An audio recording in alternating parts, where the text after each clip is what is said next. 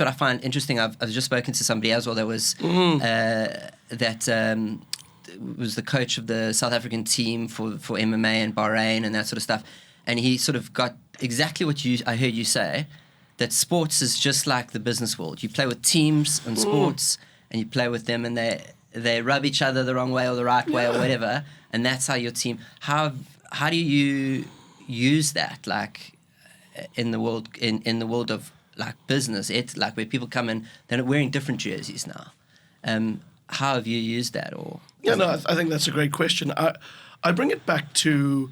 Did you ever read the book Rich Dad Poor Dad? Yes. Okay, and a friend of mine says it's Robert T. Kiyosaki, right?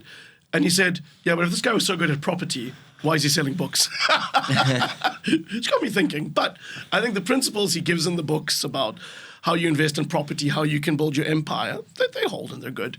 But one of the lessons I learned from that book, and I'm not a big reader, I'm more an audio consumer, that's why I like podcasts, is that he said, if you ever want to learn how to lead men and women, go and lead at voluntary organizations, go and lead at amateur sport clubs, go and lead at places where you don't have any budget or anything to do things.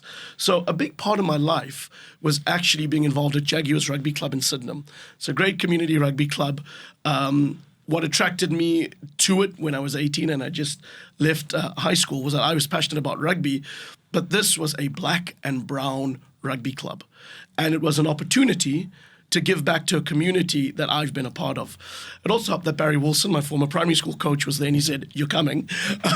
But it was this opportunity to give back. And entering in that environment where you don't really have money and you don't really have anything else to attract people, you have to create an environment that enthuses people.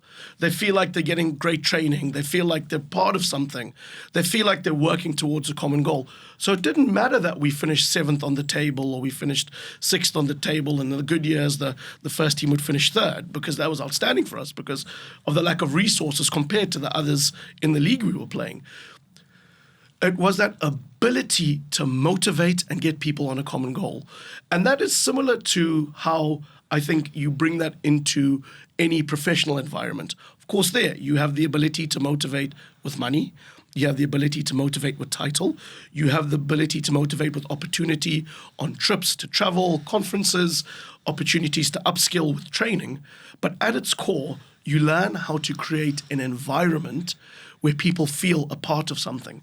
Now, that can be difficult in corporate cultures, as I'm sure you'll be aware, where sometimes people who earn the biggest income or have a bigger title can sometimes get power trips. And what I've always found a challenge is trying to hold that to account and not placate and be fair when maybe the organization ethos is to defer to the highest title or the person who earns the biggest salary. Yeah.